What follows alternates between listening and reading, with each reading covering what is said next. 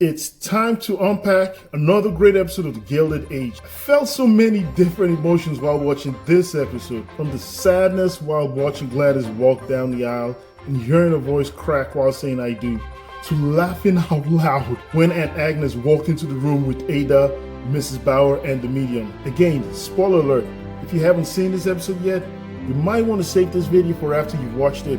And if you're not doing so yet, please like and save this video and follow for more recaps and rundowns of the Gilded Age. Ada and Mrs. Bauer were having a session with the medium, who claimed to be able to connect people with their dead loved ones, when Aunt Agnes walked in. Oh, bruh, I don't know about you, but I found that hilarious, and that scene had me laughing because I already knew how Agnes's no-nonsense self would react, and she did not disappoint. I'm really glad for Agnes being in Ada's life because I feel like Ada will otherwise be really taken advantage of in general. I think they both really complement each other as sisters, Ada being a trustful and generally loving person, while Agnes provides that more grounded and logical approach to life. And for Jack, some good news for him finally.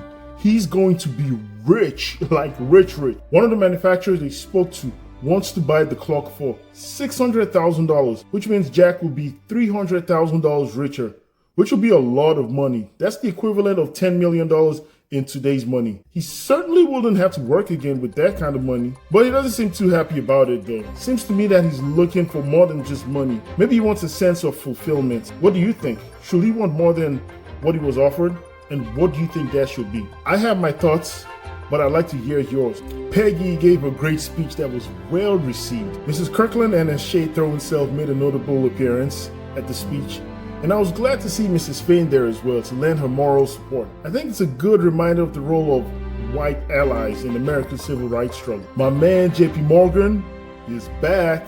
This time, he came with some bad news, unfortunately, for Mr. Russell. He's withdrawn his support for Mr. Russell's rail system and told him other New Yorkers were pulling their support as well. I guess their fear is that they may lose a lot of money if the business goes sideways. Mr. Russell, for his part, he believes in it and is determined to find new sources of funding. I'm worried that he's a bit overextended. As I recall, some of the money that was supposed to be used in the business was apparently used to pay his daughter's dowry. And finally, poor Gladys. Yeah, that scene of her tearing up on the altar made me really feel for her. I hope she at least finds some joy in the marriage. But with her sister-in-law in the picture though,